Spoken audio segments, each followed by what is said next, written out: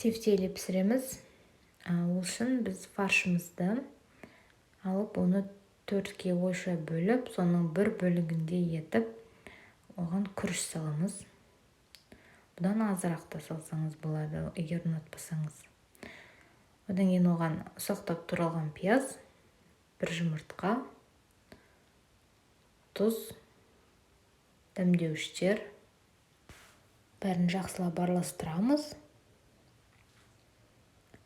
Одан кейін домалақ етіп формасын келтіреміз, жақсылап қысып. Ыстық табада сұйық майға екі жағынан жай ғана қуырып аламыз, қызарғанша. Тоқтай пісірудің қажеті жоқ. Сосын оларды аламыз. Сол майымызға пиязды қуырып аламыз кішкене 5 минуттай. Одан кейін теркадан өткізілген сәбізді саламыз үстіне. Тұз аздап.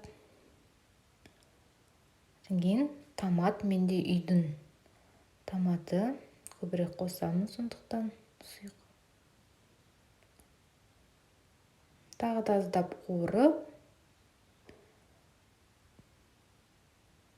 су құямын. Одан кейін жаңағы тефтелиларымды қайтадан осы соусымызға саламыз.